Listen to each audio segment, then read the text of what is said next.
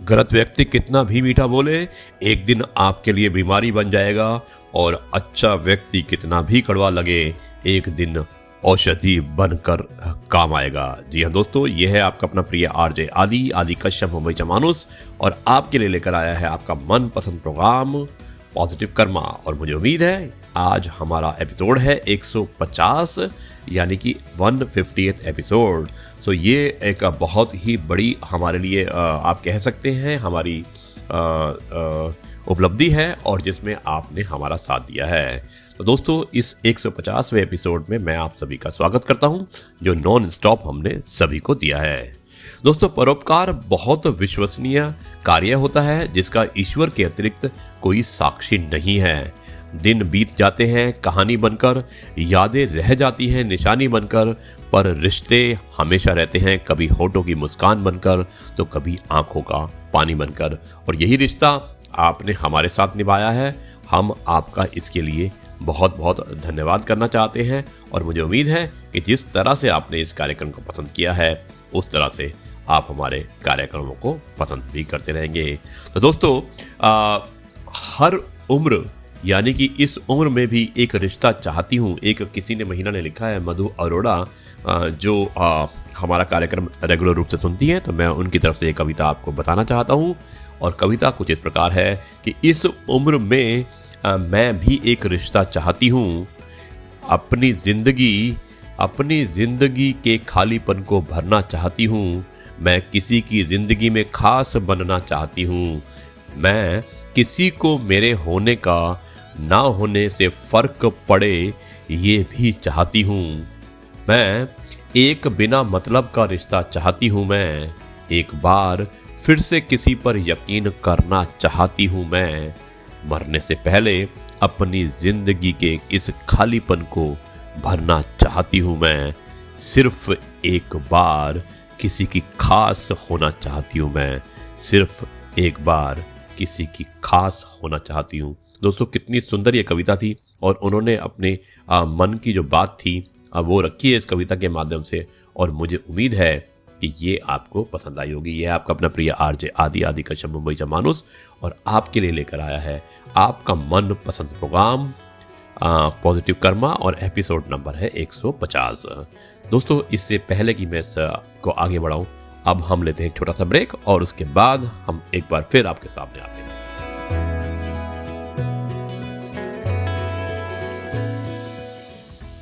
जी हाँ दोस्तों, एक बार फिर आपका अपना प्रिय आरजे आदि कश्यप मुंबई चा मानुस, और आपके लिए लेकर आया है आपका मन पसंद प्रोग्राम पॉजिटिव कर्मा। आज है हमारा स्पेशल एपिसोड नंबर है 150, यानी कि 150th episode non stop. Thank you very much for your support, जो आपने अभी तक सपोर्ट दिया है, और मुझे उम्मीद है कि इसी तरह से आप सपोर्ट देते रहेंगे, और इसी तरह से हम आपको इस कार्यक्रम में मनोरंजित करते रहेंगे। दोस्तों, चलिए चलते हैं आगे। एक आदमी ने महिला से पूछा, तुम्हारी जाति क्या है? महिला ने उल्टा ही पूछ लिया, एक माँ की या एक महिला की? उस आदमी ने फिर कहा, चलो दोनों की बता दो, और चेहरे पर हल्की सी मुस्कान बिखेरी। महिला ने भी पूरे धैर्य से बताया कि एक महिला जब मां बनती है तो वो जाति विहीन हो जाती है। उसने आश्चर्यचकित होकर पूछा, वो कैसे? जवाब मिला, जब एक मां अपने बच्चे का लालन पालन करती है, अपने बच्चे की गंदगी साफ करती है, तो वो शूद्र हो जाती है। वो ही बच्चा जब बड़ा होता है तो मां नकारात्मक ताकतों से उसकी रक्षा करती है, तो वो क्षत्रिय हो जाती है। और जब बच्चा और बड़ा होता है तो माँ उसे शिक्षित करती है, तब वो ब्राह्मण हो जाती है। और अंत में जब बच्चा और बड़ा हो जाता है तो माँ उसके आय और व्यय में उसका उचित मार्गदर्शन कर अपना वैश्य धर्म निभाती है। तो आप बताओ कि हुई ना एक महिला या माँ जाति विहीन? उत्तर सुनकर वो अवाक रह गया। उसकी आंखों में महिलाओं या माताओं के लिए सम्मान व आदर का भाव था, और उधर उस महिला को अपने माँ और महिला होने पर भी गर्व महसूस हो रहा था। ये सबको समर्पित है, जितनी महिलाएं हैं, और मुझे उम्मीद है कि ये आपको पसंद आया होगा। तो दोस्तों, इस कार्यक्रम को हम आगे बढ़ाते हैं और इस कार्यक्रम का जो आखिरी चरण होता है वो एक कहानी के रूप में होता है। और आज मैं एक आपको बहुत ही अच्छी कहानी सुनाने वाला हूँ। एक बार फिर ये कहानी एक माँ और बेटे के बीच में है। माँ का जो फर्ज होता है, माँ का जो कर्ज होता है और बेटे का जो फर्ज होता है वो किस तरह से निभाया जाता है, ये मैं आपको इस कहानी के माध्यम से सुनाना चाहता हूँ। जाइएगा मत, मिलते हैं एक छोटे से ब्रेक के।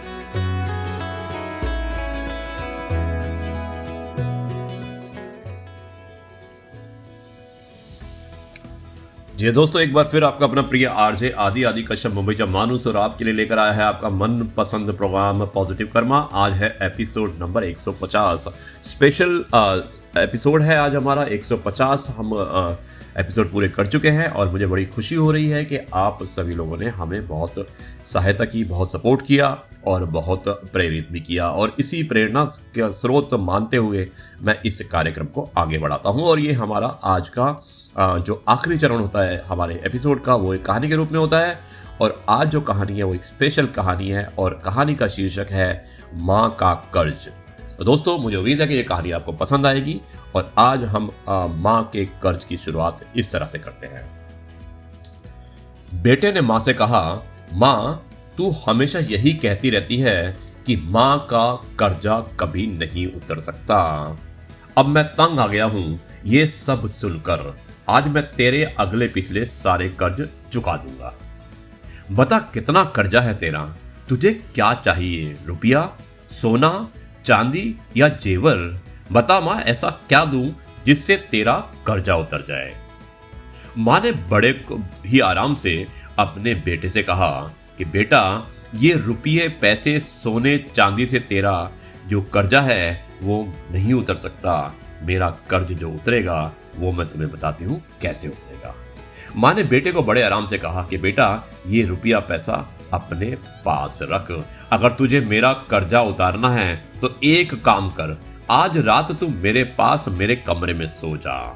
अगर तू एक रात के लिए मेरे पास सो जाएगा तो मैं समझूंगी कि तूने मेरा कर्ज उतार दिया। बेटे ने सोचा कि सिर्फ एक रात की ही तो बात है, सो जाता हूं मां के पास। जैसा तय हुआ था उस दिन बेटा मां के कमरे में सोने के लिए आ गया। जैसे ही बेटे की नींद आनी शुरू हुई, मां ने बेटे को जगा दिया और कहा, बेटा प्यास लगी है, एक गिलास पानी पिला दे। बेटे ने कहा, ठीक है मां, अभी लाता हूं। मां ने थोड़ा पानी पिया और बाकी पानी उसके बेड पर फेंक दिया जहां पर बेटा सोया हुआ था। बेटे ने कहा, अरे मां, ये क्या किया तुमने? तुमने तो मेरी जगह सारी गीली कर दी। अब मैं कैसे सोऊंगा? मां ने कहा, बेटा गलती हो गई, कोई बात नहीं, सो जा, अभी सूख जाएगा, बस एक रात ही तो सोना है तुझे। बेटा जैसे तैसे उस गीले पेड़ पर सो गया। अभी आंख थोड़ा भारी ही हुई थी कि मां ने फिर बेटे को जगा दिया और कहा, बेटा पानी पिला दे। अब बेटे को थोड़ा गुस्सा आया और उसने मां से कहा, मां अभी तो पानी पिया था, इतनी जल्दी प्यास लग गई? मां ने कहा, बेटा गर्मी बहुत ज्यादा है इसलिए प्यास लग रही है, एक गिलास और पानी पिला दे। बेटे ने थोड़ा मुंह बनाया और पानी का गिलास लेकर आया और मां ने थोड़ा पानी पिया और बाकी पानी फिर बेटे की जगह पर गिरा दिया। अब बेटे को गुस्सा 7वें आसमान पर पहुंच चुका था। बेटे ने मां को बहुत अपशब्द कहे। बेटे ने कहा, मां तू पागल हो गई है क्या? तूने मेरी जगह पर फिर से पानी गिरा दिया, बार बार मेरा बिस्तर क्यों गीला कर रही हो? मां ने धीमी आवाज में कहा, बूढ़ी हो गई हो ना बेटे, गलती से गिर गया। कोई बात नहीं, एक रात की बात है, तू सो जा, अभी थोड़ी देर में सूख जाएगा। जैसे तैसे बेटा फिर गीले बिस्तर पर लेट गया। काफी देर तक नींद नहीं आई, लेकिन 1 घंटे बाद फिर से बेटे की आंखें नींद से भारी होने लगी और तभी मां ने बेटे को फिर से उठा दिया और कहा, बेटा पानी। मां ने अभी इतना ही कहा था कि बेटा झल्लाकर उठा और बोला, भाड़ में जाए तेरा कर्जा, मैं जा रहा हूं अपने कमरे में सोने। इतना सुनते ही मां ने बेटे के गाल पर एक जोरदार तमाचा मारा और कहा, तू मेरा कर्जा उतारने चला था? तू एक बार मेरे कमरे में सो गया और मैंने सिर्फ 2 बार तेरा बिस्तर गीला कर दिया तो तू भाग रहा है यहां से। मैंने तो तेरा बिस्तर साफ पानी से गीला किया, लेकिन जब तू छोटा था तो मेरा बिस्तर किससे गीला किया करता था वो तुझे पता है क्या?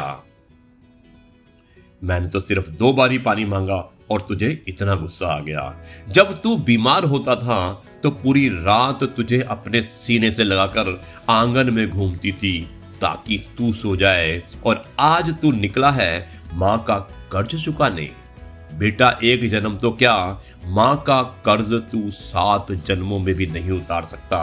वाकई में मां का कर्ज कोई नहीं उतार सकता, और मां बाप के महत्व को तभी आभास होता है जब हम खुद मां बाप बनते हैं। तो दोस्तों, ये थी कहानी मां का कर्ज, और मुझे उम्मीद है कि ये कहानी आपको पसंद आई होगी। ये है आपका अपना प्रिय आरजे आदि कश्यप मुंबईचा माणूस, और आपके लिए लेकर आया था आपका मनपसंद program positive karma, episode number 150। Special episode था आज हमारा, और जिसमें हमने महिलाओं के लिए, माँ के लिए और स्त्री के लिए स्पेशल इस प्रोग्राम को डेडिकेट किया था, और मुझे उम्मीद है ये कार्यक्रम आपको पसंद आएगा। अब आपका अपना प्रिय आरजे आदि कश्यप मुंबईचा माणूस आपको इस कार्यक्रम में कहता है अलविदा, और कल फिर आपके पास एक नया प्रोग्राम, नई बातें, नई सोच, नई कहानी और नई कविता लेकर आएगा। तब तक के लिए मैं आपसे कहता हूं नमस्कार, जय हिंद, भारत माता की जय, वंदे मातरम।